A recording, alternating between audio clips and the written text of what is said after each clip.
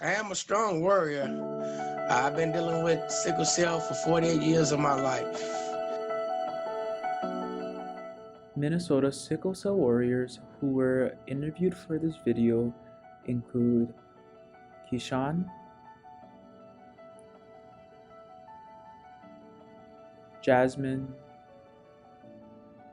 Demetrius, and Iribi. Presented with the help of the Sickle Cell Foundation of Minnesota. And many thanks to Ray Blaylark for her help and guidance throughout the process. Ray is the founder and president of the Sickle Cell Foundation of Minnesota. What is sickle cell disease? Sickle cell disease is a group of inherited red blood cell disorders. Without sickle cell disease, healthy red blood cells are round and they move through small blood vessels carrying oxygen to all parts of the body. In sickle cell disease, however, the red blood cells become hard and look C-shaped. Sickle cells can get stuck in small blood vessels and block the flow of blood and oxygen to organs in the body. Some of the symptoms for sickle cell disease include fatigue and decreased hemoglobin, bacterial infections, leg ulcers, thrombosis in the spleen and liver, swelling and inflammation of the fingers, toes, arthritis, pulmonary and heart diseases, bouts of pain, and eye damage. This brings us to our first question. Who is your greatest advocate? I would definitely say my mom has been. My dad. I'd say my healthcare team. My wife. My provider is definitely made me want to go into medicine. I wanted to be an advocate for sickle cell disease, so that's why I chose nursing. Approximately 70,000 to 100,000 individuals in the U.S. have sickle cell disease. I don't know, the way he just talked, just calms me down, keeps me going. My mom, she's, I don't know, she's everything, so I just think about her all the time. Sickle cell disease affects 20 to 25 million people globally. When I wasn't able to speak for myself, they were able to speak for me, and I grew a close bond with them. The second question is, what do you wish people knew? I wish people knew how much pain it really is when we go into a crisis.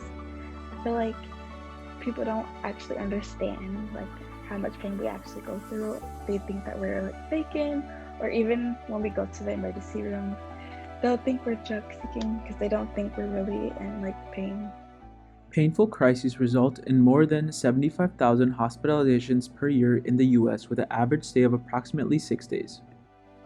Most of the time, when I get ill, I don't want to go to the hospital because every time I go to the hospital, they look at us different and thinking we just coming in just for the drugs, but actually we coming in for help besides the drugs. Sickle cell disease has major social and economic implications for the affected child as well as the family. Through it. So I could just be sitting here like this, my chest hurting, and it could be at an A, you won't even know. But I definitely think the biggest thing that people need to know is that when somebody with sickle cell is having a pain episode, there's not much that you can do other than just be there for them. Sickle cell disease often causes severe pain that can last for days or hours. Because nobody can understand what we go through. It's only the people that's going through it. The pain is severe and it's different. Ibuprofen may not work. Tylenol may not work. Us being in the hospital may be the only solution, but there's nothing else that anybody else can do other than the doctor to help us. Presently, there is no cure for sickle cell disease. The third question is, what can others do to help? I think just spreading awareness and talking about it more. I just want people to know more about it. That's all you can really ask for. It's just, people to have knowledge on it.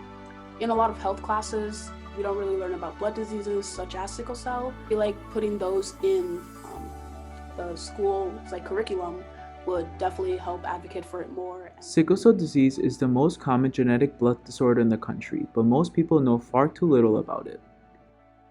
The fourth question is, how did you learn about the Sickle Cell Foundation of Minnesota? I was doing some research about sickle cell and why come Minnesota wasn't speaking about sickle cell as much.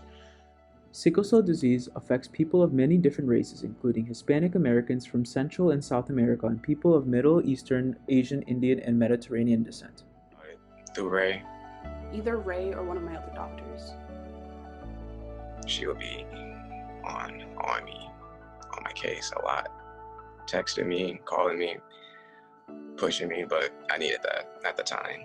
So I'm really grateful for her. The fifth question is, what do you want to tell your younger self? I would probably tell myself, stop crying, dude. It'll get better, I promise. You're not gonna be like this forever. Where when I was young, the doctor used to tell my grandmother and my mom that I would never live to see the age of 20 or 21, or I'd never have kids. And find out which that's a lie, because I have a son and a daughter.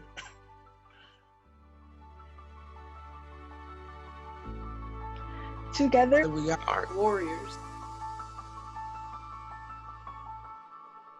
Together, we will break the sickle cycle and find a cure.